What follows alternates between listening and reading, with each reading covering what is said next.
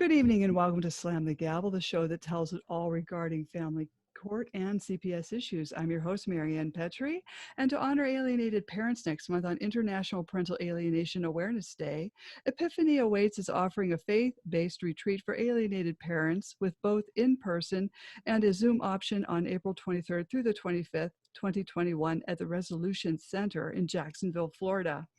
It's free on Sunday, the 25th, and at 1 p.m. Eastern via Zoom. It's available. And for purchase after that date for $24.99. Scholarships are available. Email request for application and register form to epiphaniesawait@gmail.com. That's EPIPHANIES AWAIT@gmail.com. And I have a very special guest. His name is Andrew Folkler. He is a professional writer who specializes in trauma, personal development, and parental alienation. He is an associate producer of the documentary Erasing Family and a co-host of the Broken Families podcast. Andrew is an active speaker in the parental alienation field, using his experience of estrangement from his mother to help and guide parents and children who endure this egregious form of abuse. And I'm so happy to have you on. How are you doing, Andrew? Doing good. Thank you for having me on, Marianne. Well, I'm glad because you've got a lot of wisdom for someone so young. Yeah, And I appreciate it. yes, and you've got some YouTube videos out there as well. Mm-hmm. You've got a bunch of them, and they're very fascinating. And maybe at the end you can tell us how to find you on there. Absolutely. Okay, so now your primary expertise lies in parental alienation, and you've dealt with a lot of estrangement in your family. Mm-hmm. So I I definitely go have. ahead. Yeah, no, I definitely have. So when my parents divorced, I was right around 5 years old, around there. Uh, my dad was out there searching for a partner, and he was trying to kind of fill in the gap and kind of make that family whole again. And while doing that, he was also trying to get his career launched out. And so as a result, he was out there looking out for somebody. And then that's when he met my stepmother. And they were married for about 12 years. And throughout that entire 12-year process, I was very quickly cut off from my biological mother. You know, she was a foreigner, and in the United States, she really didn't have much support back then. And at the time, really, she only had her boyfriend at the time to really help her. And so with her financial difficulties, with my parents' financial difficulties, they were just trying to just get by after this really bad divorce that kind of split the family apart.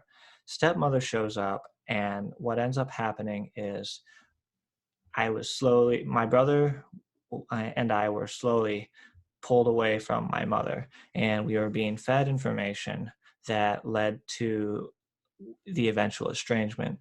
And after, I would say, maybe a few months after my dad married my stepmother, that is when we moved across the United States from Arizona to Michigan, putting pretty much an entire nation apart between between myself, my brother, and my mother. So from there, it was a lot easier to maintain that estrangement and that alienation. And there was nothing that she could do to defend herself, to defend her name or her reputation. And all I heard was a very embellished, one-sided story in regards to what happened to my mother. Now, one of the common questions that people ask me is, okay, well, did your stepmother do this? Was your dad a part of it? Considering that, oftentimes there is a team up effort between one parent and the I guess you could say the alienating parent and the partner that they choose. And in my case, it was a little bit more different, where this was mostly the alienating stepmother, and my father was off working overtime trying to get his career started.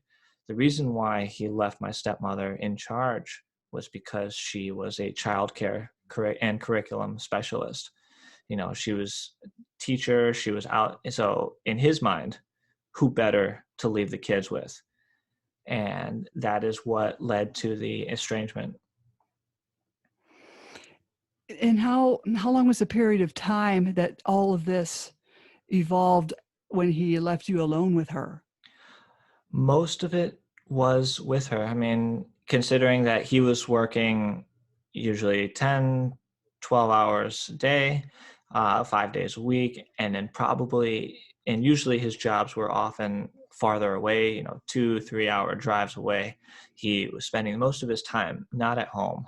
And so my education, my diet, my entire life was pretty much put under her control. And it would be the same for my brother as well. And as a result, there were a lot of habits that were forcibly changed. There was a lot of disciplinary measures that were taken to ensure that we were compliant. And we were fed messages that really no kid should have been fed. Mm-hmm. And in context, I could say that my, one of the insults you could say that the alienating stepmother made of my mother was that she was a slut and somebody who was out there sleeping with other men. Now, again, it's an insult that you hear as adults all the time, but when you're anywhere from 7 to 10 years old and you know what that word means and you know the context of it, it's a very, well, what's the word?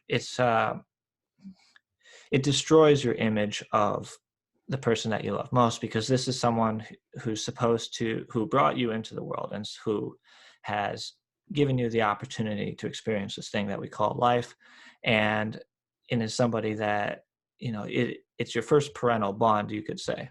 Mm-hmm. And so to feel like you were just brought into the world only to be cast aside for a more promiscuous lifestyle, despite that not being true, that was just the vision that I was provided.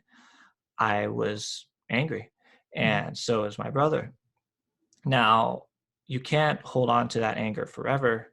So rather than going through, you could say that it's like a modified version of going through the grief cycle. Where you have that sadness, that initial sadness and depression and grief, and it turns into anger, and then afterwards acceptance.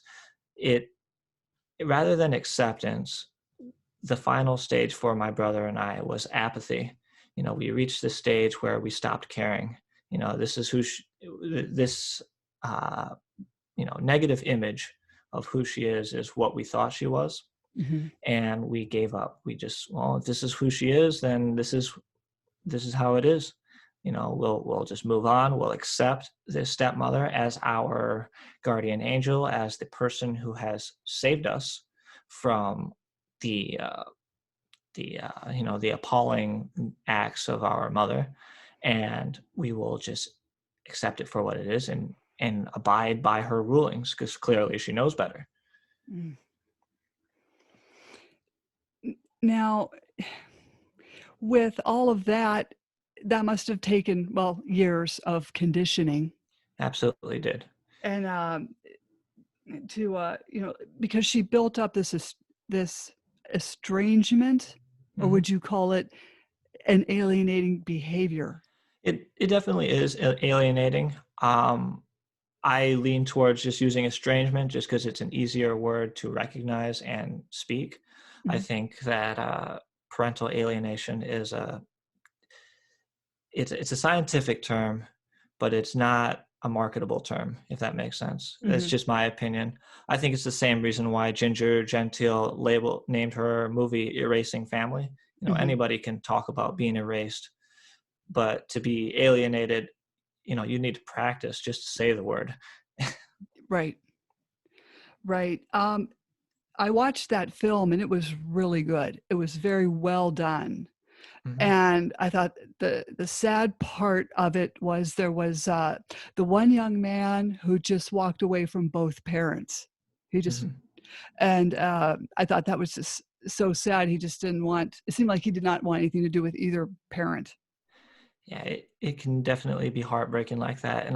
And when I interviewed Ginger once, she said that she did something similar where she walked away from both parents because they were such high conflict people. Hmm. It and and it's heartbreaking considering that there's going to be a lot of regret down the road, just in general. Hmm. How long do you think this regret will take? I guess every Yeah. these estranged parents, a lot of estranged parents, make mistakes. What are Mhm. the common ones when they're trying to reconnect and try to resurrect a relationship that's been so heavily damaged? Okay.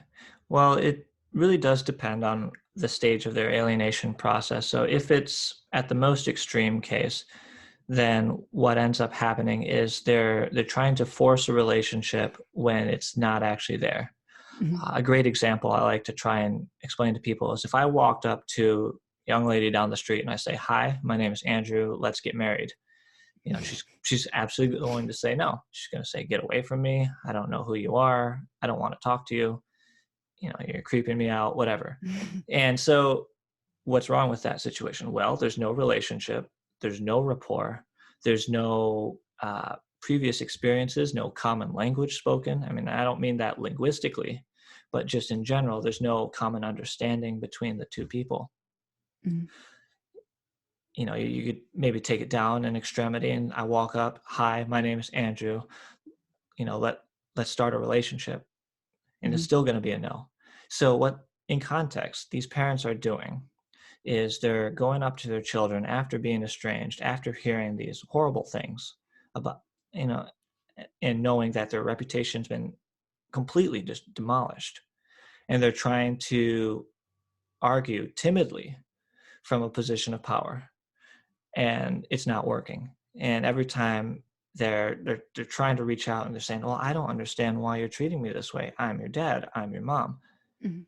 And unfortunately, while biologically, while legally speaking, yes, your mom or your dad or grandma or grandpa, brother or sister, in their eyes, you are not. They've already taken you out of that throne, out of that spot.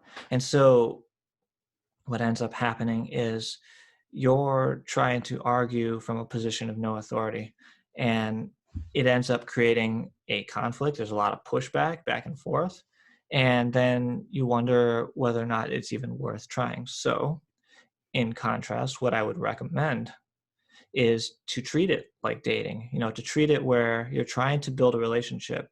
And if we just bare bones foundation, how do you build a relationship? First thing we do, we want to establish consistent communication. Well, we start with very small micro commitments, nothing that's too big, nothing that feels like you're being asked of the world. You know, in the dating realm, that could be as simple as just starting a conversation and sharing a little bit about your life and asking about theirs.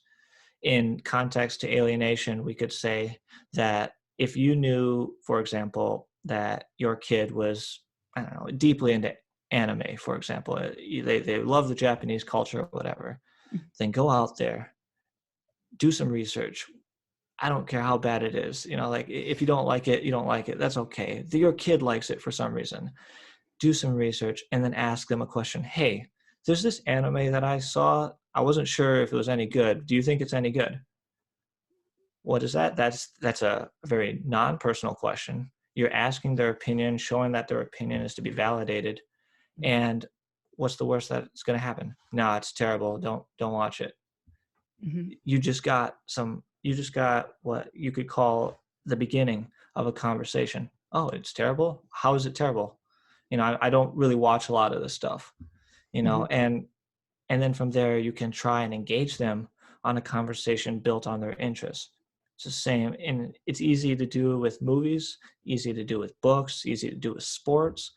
Mhm. There's what you do is you just ask these small little questions, and you're trying to get them to commit to these conversations where they are the expert on something that they enjoy. What do these parents do that have been, we'll say, non-custodial parents, and they're through no fault of their own, the court has intervened and totally demolished the family unit? Yeah. And how, okay, so then the kiddo, and we'll say they're teens, Hmm. like they've blocked the parent from the phones, the iPads. There's no way to contact them. Okay. And there's no way even to contact them, even say they're at college or something. What are these parents just, I see these parents, they're trying to contact their child. I can't call them a child, kiddo, Yeah. teen, but it's like they're failing miserably because there's no way to contact them. Okay. So if a parent has found themselves in that situation, that means prior to that, there was a lot of conflict. Maybe this was conflict between their ex, or this was conflict with the kid. Mhm, And so, first thing I would recommend is a point of reflection, seeing where were those conflicts and how many of them were there. Because if there were a lot, that's probably why they've been blocked. They're trying to avoid digging up the past, and it's easier just to block somebody than set the record straight. Second thing I would recommend is start looking at how do you want to live your life as a person, so that way you will live your life fully and happy. And I understand this is kind of a loaded statement, considering part of that happiness is having the child in your life. But mhm, the issue is, if your life is completely crippled because you can't live without one person, I mean, how is that different from you can't live with that one person you're in love with, or mhm, that, or that one parent that treated you poorly? You have to find a way to stand on your own 2 feet and live a life that is meaningful to you. And the reason for that is because that's what leads into the third step, is once you start living a life on your terms that's meaningful to you, and you're out there helping your community and you're helping people that you care for, your name's going to spread, your reputation is going to grow. And when your reputation grows, that it slowly spreads out, and one day you're going to eventually reach the other child, and they're going to look at that and say, well, what I've seen and your reputation don't match up. So mhm, either a whole bunch of people are being lied to, or I am in the wrong. And what ends up happening is it builds that curiosity. It builds that curiosity of wanting to know, is this person really the person that they are? And so they want to take a look. They'll probably find ways to snoop around, and you probably won't even notice as the estranged parent. But the important thing is, you have to become somebody who is attractive to other people. You mhm, have to become somebody who is fascinating to other people. If you live your life, you could say, bitter and scarred, mhm, then no one wants to hang out with that person except bitter and scarred people. Negativity attracts negativity. You have to be a more positive and more outgoing person. Not saying you have to change your personality or anything like that, mhm. but you have to get out there and live your life as an example of rising over tragedy. Okay, some parents might say, well, okay, I just have a job, that they go Mhm. back and forth to. How can they get out there and be noticed? Be noticed. Well, it really comes down to what their own interest and goals are. Maybe Mhm, there's a little community shelter for pets or mhm, something that you mhm, could join and be a part of. Maybe you could coach kids basketball. Maybe you could go out there and be chaperone at a school. Um, Basically, the idea is you want to find something that's meaningful to you, and that's mhm, so. Unfortunately, that's the question I can't answer other than with ambiguity, considering mhm, that mhm, you have to use your own experiences and help people that in a way that matters to that person.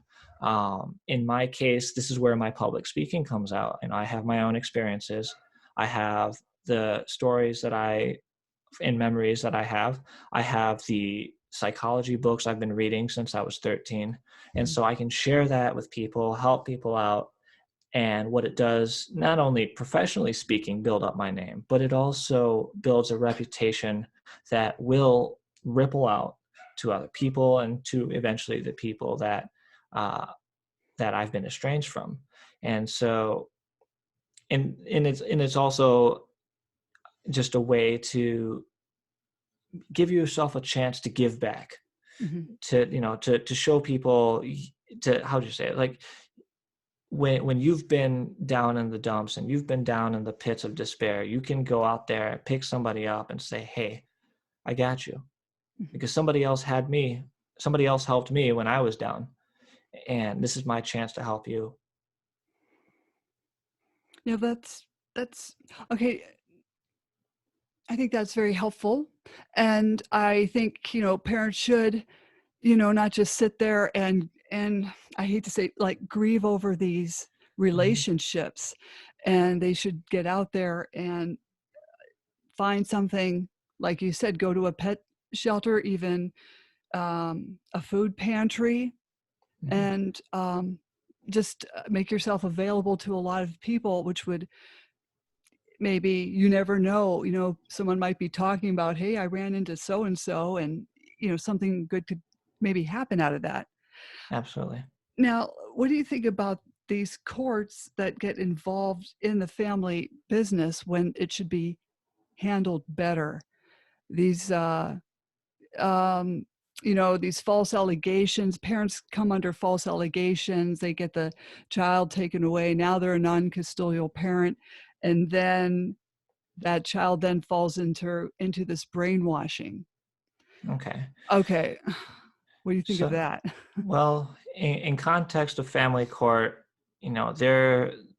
their job as an industry is always to just run this court case through the system as fast as they can. Get in, get out, move on. And because they've got probably hundreds more to deal with, and as a profit industry, it's just going to be, the more people you deal with, probably you're just going to be raking in more money overall. Mhm, And considering that false allegations used in court really do extend the whole court case, because you have to fight back, and there's affidavits to be written, and you know a whole bunch of paralegals storing and stocking and organizing information. mhm, The uh, it, it, it really is an unwinnable situation. mhm, It's a catch-22. If you don't defend yourself, you're opening yourself up to be, what would be the right word, uh, labeled in mhm, court mhm, as a neglectful person, drug addict, what have you. Um, and on the flip side, if you do engage in it, you're going to basically burn a hole through your wallet and earn enough credit to probably sink you for the years to come. mhm, I don't know if court is quite the best option in this mhm, case. And it's an unwinnable situation, because there's really nothing that we can do to really change the court without some major legislation overhaul. mhm, mhm, And I don't have that secret. I don't have that bill. mhm, And I doubt that most people do. And if you want to be the person on that front, by all means, dedicate yourself to that. mhm, At the same time, my experience is largely in the psychological elements, so I don't have any solutions on family court. However, tying that in with allegations made against you, and your child is probably hearing this, maybe they've read the affidavits, it's possible. Um, in that instance, how'd you say it? There's there's a quote in Game of Thrones. I'm just going to throw it out there. Lions do not care about the opinions of sheep. mhm, This is where you have to be strong and stand on your own ground and not let yourself be shaken by these allegations. Somebody calls you a drug. Someone walked up to me and said, Andrew, you're a drug addict, and I'm going to tell everyone you're a drug addict. Whether or not I take any prescription meds or not, doesn't matter. I don't. But at the same time, I don't care. If I start freaking out, oh no, my reputation's going to get destroyed. Oh no, people are going to think that I'm a drug addict. Maybe, what if my company random drug tests me? Does that mean I'm going to get fired? Mhm. No, it's not that. If you allow yourself to enter that spiral of panic and you allow yourself to believe that there may be some validity to their accusations, then what ends up happening is that people start wondering, well, if they're afraid, Mhm. then there must be a grain of truth to it. Mhm. If you don't stand firmly in your identity, firmly in who you are as a person, Mhm. then all they have to do is throw 5 of them at you. He's a drug addict. He's an alcoholic. He's abusive. Is promiscuous. Doesn't matter. They'll just throw them out there at you. You have to be able to look yourself in the mirror and say, I know who I am. And those allegations are not me. So if somebody asks me, Andrew, I heard this rumor that you're a drug addict, and I'd probably respond in humor. Really? I didn't know. What kind of drugs do I do? Yeah. Yeah, right. Yeah, I mean, it doesn't matter. It's just because those allegations are not true. And if somebody believes them, they're going to continue to believe them if you have to defend yourself against it.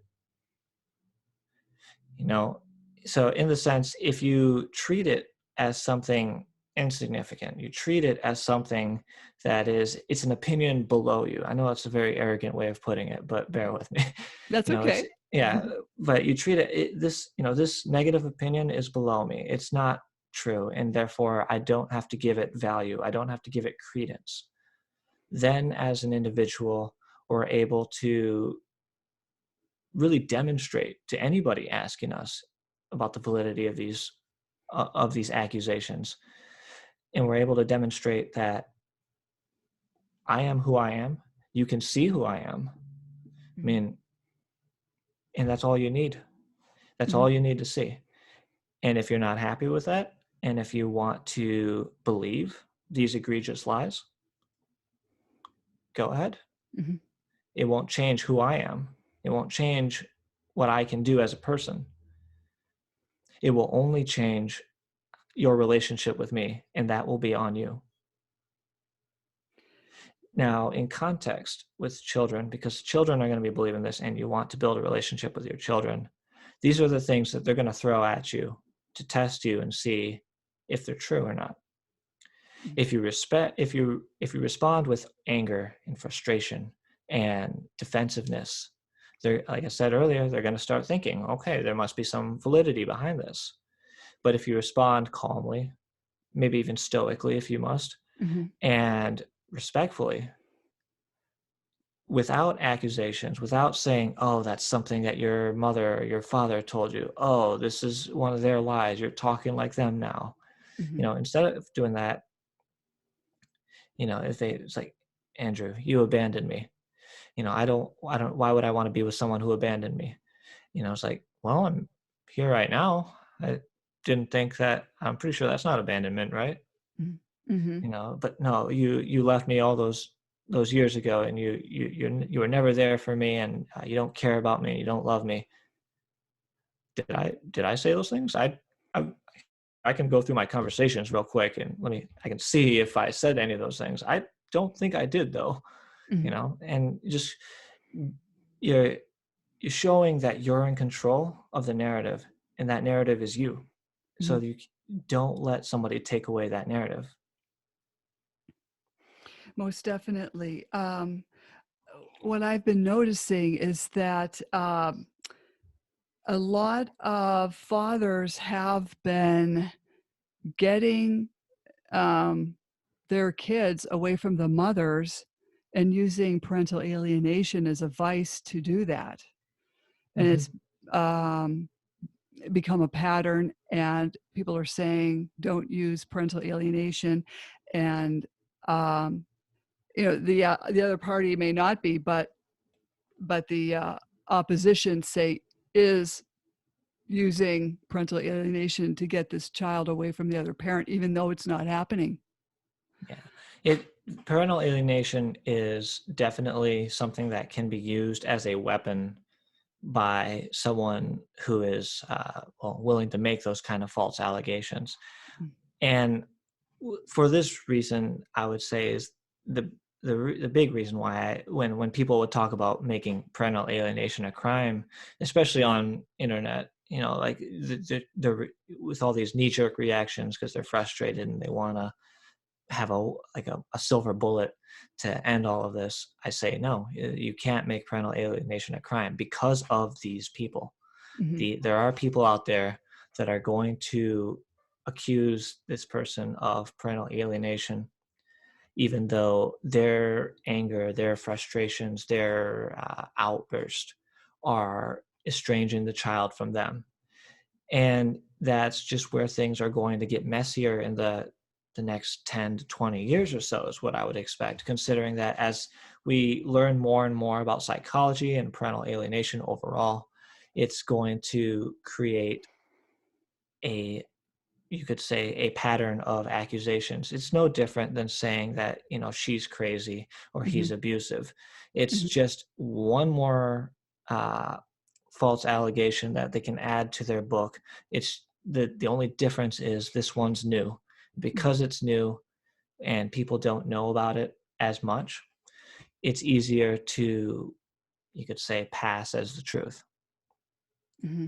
And as a result, this is where I would lean back to what I was saying earlier, standing in your truth, standing in your identity, and knowing who you are as a person, and not allowing that to be impacted by a false allegation. Mm-hmm. Now, I know people want to make parental alienation a crime or punishable as a crime, Hmm. but I mean that's a very scary thing when it's like hard to prove. Yeah. But you could have, say, a nutty judge who says, "Oh, or a biased judge, you know, a number of things." But I don't. I mean, I personally don't think it should be punishable. Because You can't measure it, so you right. can't accurately punish it. So yeah, I agree. Hmm. Um, Now there are some people that outright call it junk science. Hmm. And there are people that, no, it's not junk science. It's out there. It's real. It's happened to me. You know, Hmm. what is your answer to these people that say, "Oh, this is junk science. I don't want to hear it." I think that let's see if I remember correctly, 1973, Richard Gardner coined parental alienation, and he was trying to explain the estrangement from, I think it was fathers at the time, but over time we learned that it affects both genders equally. Mhm, And it was right around shortly after his introduction to parental alienation. That's where the whole junk theory, junk science idea started coming out, where they started accusing uh, parental alienation to be a front for hiding a history of sexual abuse. Now, unfortunately for many people, especially because it's such a, you could say, a knee-jerk topic. It's a very when you hear about sexual abuse of children, it just becomes, your gut knots up. You start, and like all those emotions start churning up, and the as a result, it's a very effective, what you could say. What's the right word for it? It's a very effective strategy to diminish the theory itself. mhm, Now, I don't agree with that. I don't agree that it's a front for sexual abuse, considering that there are many things at play. Now, it may be possible, for example, that there is a statistical amount of cases that have used parental alienation as a front to continue abuse. But at the same time, we're looking at, was it 1973? It's 2021 right now. This is a good amount of time moving forward. We're almost, was it almost 40 some, Mhm. almost 50 years. You know, we know a lot more now. We know that there are key patterns in alienation that take place. There are key end results within children. They're coming out of these traumatic light lives where after being estranged from one particular parent, they're engaging in relationships that are, in a way, you could say, a direct result of the alienation process. The thing is, there's always going to be people out there that are going to react to the knee-jerk reaction, maybe because they're afraid that it is possible that somebody could be poisoned against you. Maybe it's because they're afraid that it is possible that they have been poisoned against someone else. The psyche is a very plastic thing. We're learning in neuroscience now just how much plasticity our brains do have. Mhm. And to underestimate that is it'll just lead you in the wrong conclusions, unfortunately. Mhm. There's plenty of science to back up the experience of parental alienation. This accusation has been disproven multiple times, and I encourage the people who are afraid that it might be a junk science, show the research. Where is it? Where Mhm. are the cases where this was proven? What psychological concepts explain and justify this? Or is it just an angry blog article? Mhm. Right. There's a lot of people that are very angrily upset and calling it junk science.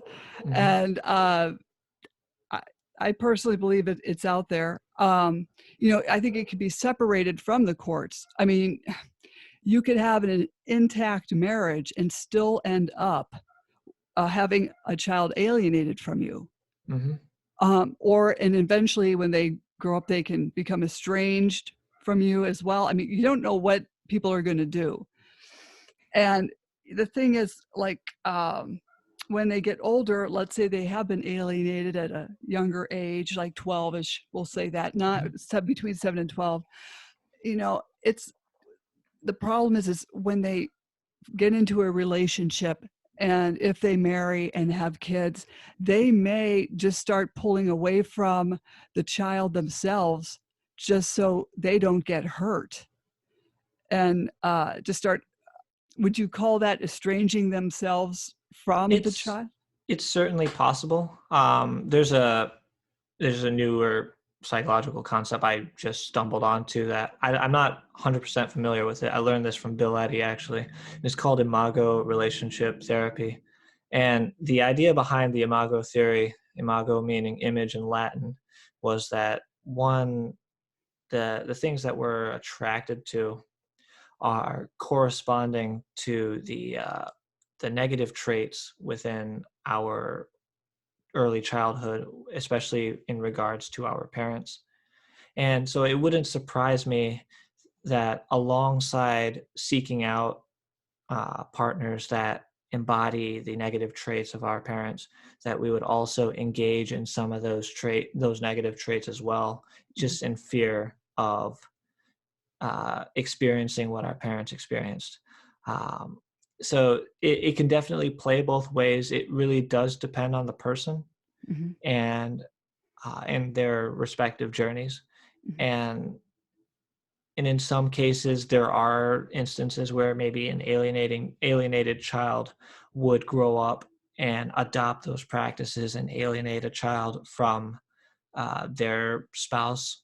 It certainly is possible. It's not a guarantee, but I mean, again, everything is dependent on the individual's self-awareness, their ability to heal from trauma, and their own self-esteem. Mhm. It's so there's a lot of directions this can go, and statistically, I don't know if there is any statistics as far as what direction a person is most likely to go. Yeah, it just depends on how the situation played out. There's no guarantees on anything, Hmm. and as an alienated parent, it's like you've got to just sit back and wait and see what happens. If Yeah. you Yeah.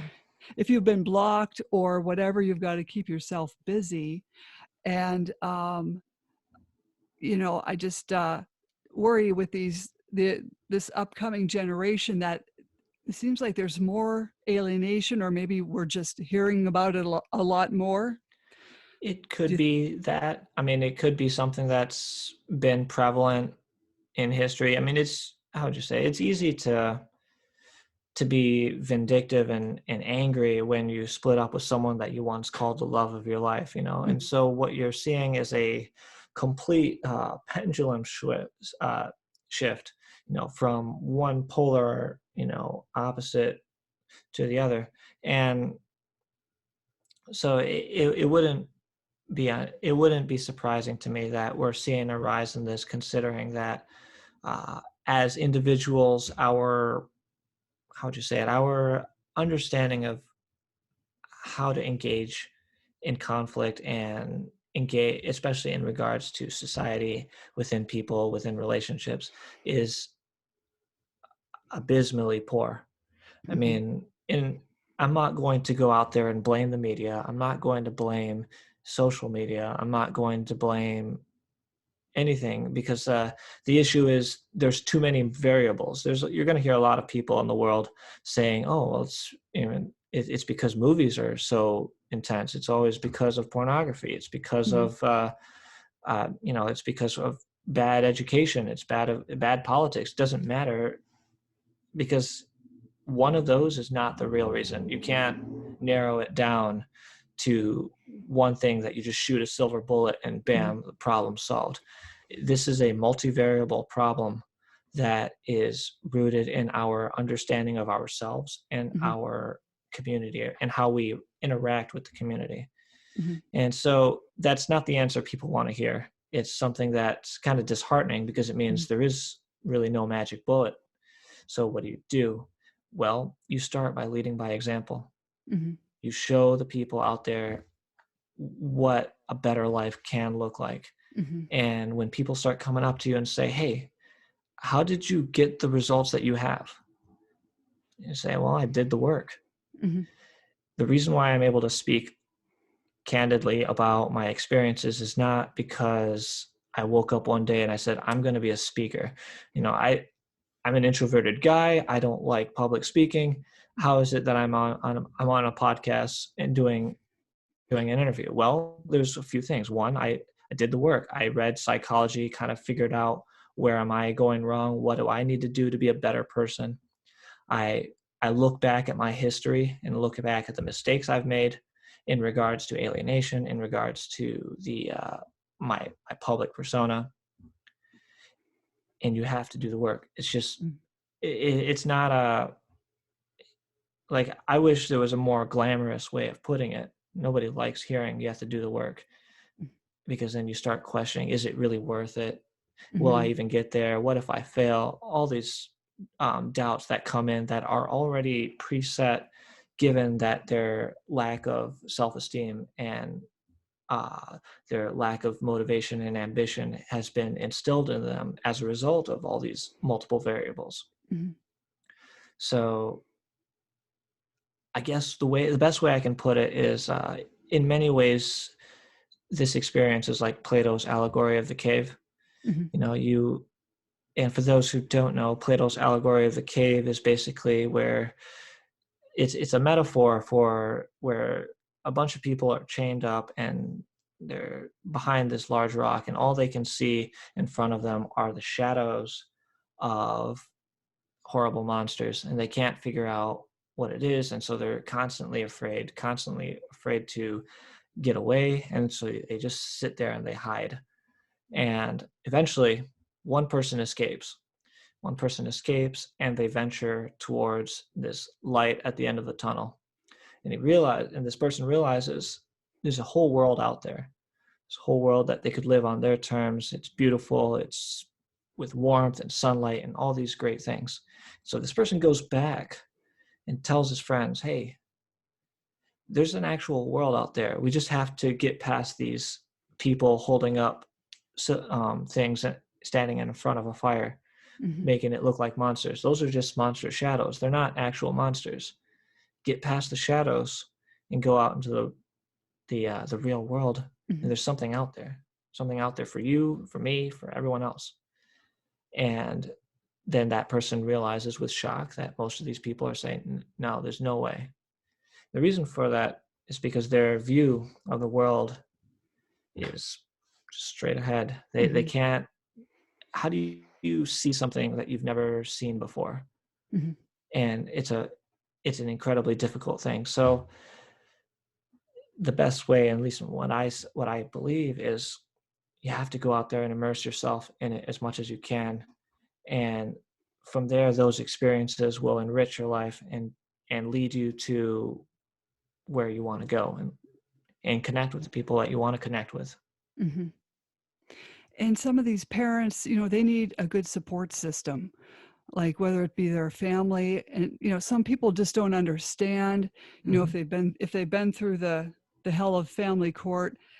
Some people lose their friends over this, and then it's hard for them to hear about their other kids going to graduation, and you you can't attend a graduation because, first of all, your kid might not want you there, or I don't know, there could be some other legal issue that you can't go. And so some of these parents are like just at a standstill, and they hopefully have like a good family support system, or really true friends that will stand by them. Hmm. Have you found that some people just don't have a good support system? Oh, absolutely. And it's a very easy mistake to make. You believe that your experiences are incredibly isolating, and the people out there just don't quite understand what you've been through, and it really is a difficult thing. One of the things that people could do, and I advise do it with caution, is there are quite a few Facebook groups out there with lots of people out there. Mhm, I throw the word caution in there because if you mhm, join like 50 groups, then your Facebook feed is going to be nonstop story after story of mhm, story. And most people use these groups as a way of venting out mhm, their emotions and sharing their story.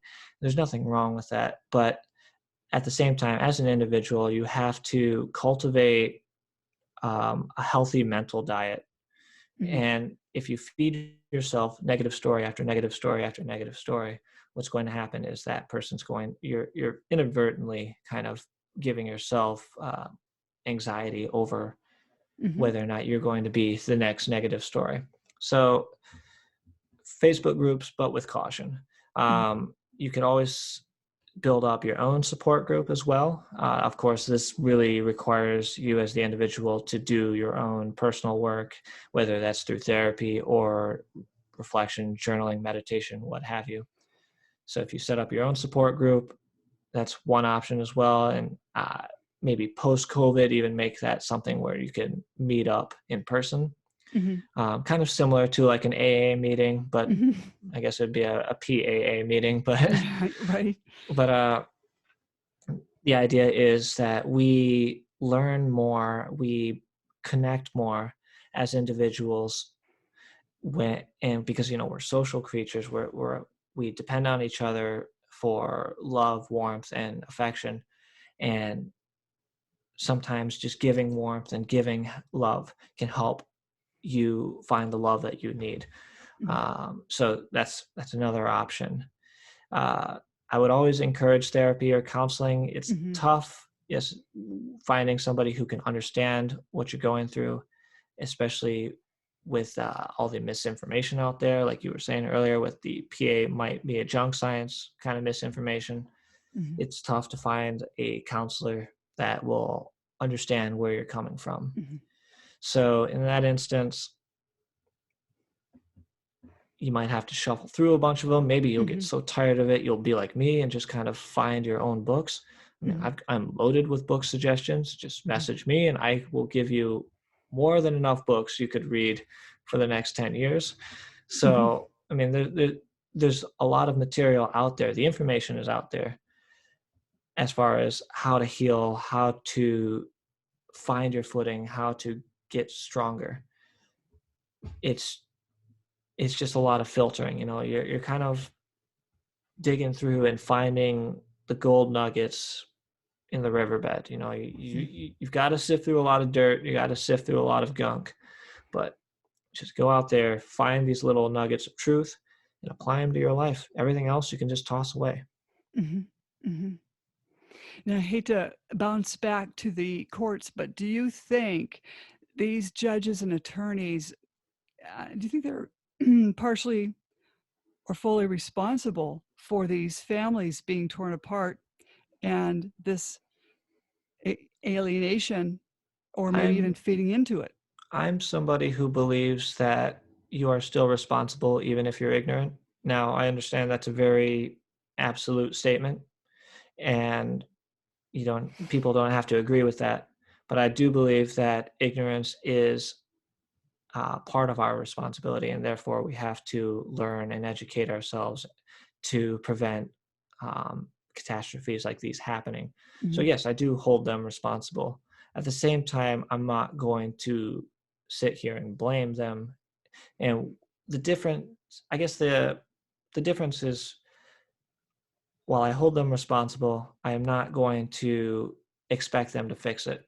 Mhm. I think blame kind of sits when people sit around and blame these different people, they're expecting results. They're expecting somebody else to solve the problem for them, and I'm not one of those people. I don't believe in that. This is why someone like Ginger Gentile, someone I look up to. I look up to her because she saw the problem and Mhm. she's like, okay, I need something, I need a vehicle that will explain my message to these kinds of people so that they will understand what is going on, what is happening at large. Mhm. Because the easy defense for ignorance is what you don't know, you don't know. It's the Dunning-Kruger effect. How do you Mhm. know it? You might think you know something, but then how do you really know if you can't perceive it, if you can't think of it? And the Mhm. truth is, most of the time you don't. So with someone like Ginger going out there and creating this ripple effect with her film, for example, that's making a difference. That's making a change. Mhm. So yeah, sure, you can hold them responsible.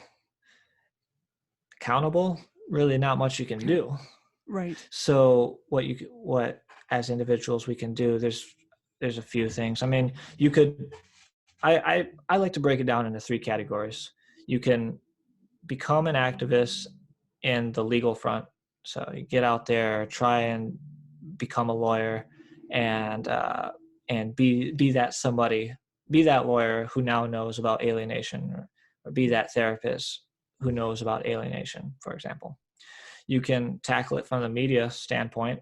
So this is where like Ginger comes into play. She's somebody out there creating media that shares this kind of information. You are somebody out there creating media, consumable media for people. And so that way someone else can come by and learn from you instead of learning you know, from someone else or someone who might give them the wrong idea, if that makes Mhm. sense. Mhm. The last way is through politics. So, I mean, all three of them have their ugly sides. All three of them have their good sides. And really, you got to pick one of those three: politics, media, or legal. Mhm. Mhm. And and I get that people are intimidated by this. I Mhm. get that people might look at this and say that it's a lot of work. I don't know if I want to commit I just want to live my life. Mhm. And I get that. And if that's how people want to, if that's the direction Mhm. certain people want to go, by all means, go. But at the same time, you are surrendering the reality that you want into the hands of other people. Mhm. And maybe I'm just a huge anti-control freak because I've lived my life controlled by very hurtful people. Mhm. At the same time, I don't see another solution. I don't see another solution other than getting out there, getting your elbows dirty, and creating the change that you want to see. Um, One more little short anecdote. One of the most inspiring people to me in my entire life is the story of Betty Ann Waters. Betty Ann was not Betty Ann was a just an average woman in Massachusetts. She, lived her life and worked as a waitress until one day her brother Kenny, who she was very close to, was falsely accused of murder and sentenced to life in prison. Now, Betty Ann tried her best, fought with the courts, tried to get her brother out, but none of it worked. And she knew it was false accusations. She knew who her brother was, and the people that accused her admitted that they were false accusations, that they were pressured to do so. Now, things came to a dynamic shift when Kenny tried to hang himself in prison. Mhm. Betty Ann goes up to Kenny, at the prison to talk to him, try and figure out a way to keep him from killing himself. And Kenny says, just offhanded, Betty Ann, if you were my lawyer, I know you would get me out of here. Mhm. Now, Betty Ann's kind of out of solutions. She has no idea what to do. And her only motive right now is to keep her brother from killing himself. But she agrees. And for the next, what was it, it's like 7 some years, she's going Mhm. through community college. She's going through law. She gets herself into law school. And later, she partners up with the Innocence Project using DNA evidence, exonerates her brother, and gets him out of prison. Mhm.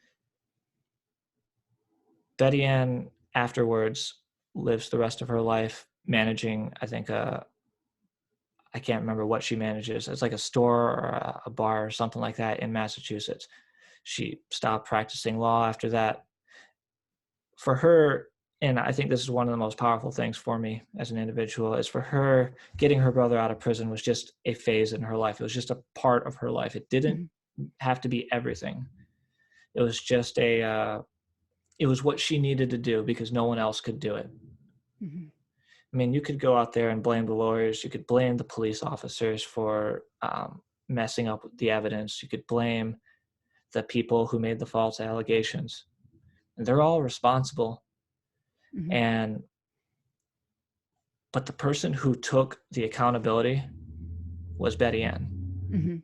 And that to me is far more powerful, far Mhm. more a far bigger demonstration of love Mhm. than uh, than anything else. Mhm. Yeah, that is true.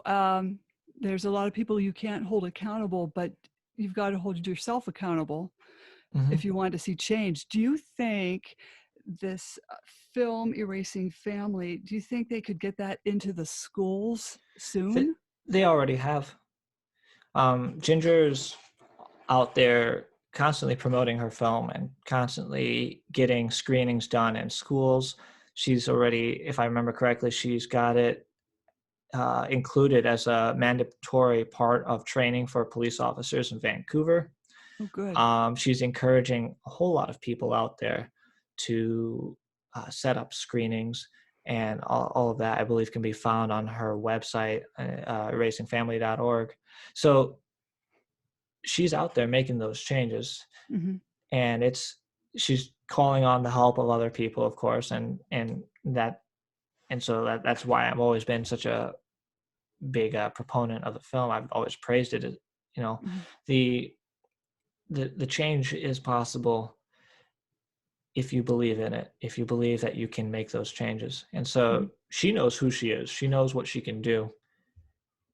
And she's not going to sit around and tell people who she is. She's not going to tell people what she can do. She's just going to simply show them. Hmm. And it's, it's why I try and aspire to do something like that as well. Well, I remember way back when my kids were in high school, they had Rachel's Challenge, Hmm. and they showed it, I think, in the afternoon in the auditorium. And then they wanted the parents to come in the evening to listen to him talk and everything. And I think that would be great to also have the parents, you know, come in the evening, after like around 7 p.m. is when we went. And it was just very moving, and just learned a lot from it. Also with this erasing family, if these, I don't know, if you think 10th grade, 11th grade, 12th grade, they all see it. And even in colleges, maybe Hmm. it should be Absolutely. shown. And like for a psychology class, a mandatory that goes in with the psychology class as well. I think that would be great. It absolutely would. And that's where our role as media personalities, as people who know and have experienced this, is where our role comes to play, where we're sharing this information out there. For me, I work with a lot of people, and it's not uncommon for me to hear them talk about how they've been estranged from a kid.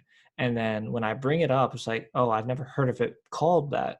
Hmm. And the thing is, there's so many people out there who have accepted the alienation because they assume, well, I guess my kid hates me, they hate me. I Hmm. mean, oh well. And unfortunately, that is incredibly damaging on them as a parent, but it's also damaging on the child. And those people aren't in Facebook groups. I mean, just in those Facebook groups alone, you have like 2 to 20,000 people, depending on which group you're looking at. And to think that there are so many more thousands of people out there who are just accepting it for what it is and living their life quietly in pain. Hmm. And so, yeah, I mean, you have to go out there, you have to spread that message as much as we can. And the best way to do so is through mediums like this, in my opinion, either that or legal or politics. Hmm. Excellent. How can people reach you if they have any questions about all of this, or books, or Okay. yeah. So the best way to reach me is probably through my website, andrewfolkler.com. Last name is spelled Folkler.com. Um, or just email me, startnow@andrewfolkler.com. I also host the Broken Families podcast, like you mentioned earlier. That can be found on YouTube. I think we're 10 episodes in, actually 11 now. So, yeah, I mean, those would probably be the best ways to reach me. You can always reach me on Facebook as well. I do leave myself open to accept friend requests from parents that are struggling with alienation. Hmm. Um, but one thing I encourage is if you've got a specific question, by all means ask it. But if you're gonna put an entire, you know, 10 pages of your entire story, I'm not a counselor. I don't have that ability to help you Hmm. work through everything. Hmm. Well, I'm so glad I had you on Slam the Gavel. Would you like to come back on as a return guest? Absolutely, absolutely. Okay, well, that was great, and I appreciate your time. Yeah, thank you so much. This was I really hope that this will help your audience, and will continue to spread the message around. Oh, most definitely. Hmm. Okay, Slam the Gavel is a podcast to help the public understand what really goes on in the family courtrooms that in turn perpetuate parental alienation. I am your host, Marianne Petrie, author of Dismantling Family Court Corruption, Why Taking the Kids Was Not Enough, and Cry Out for Justice, Poems of Truth. Please join us again with Andrew and other exciting guests.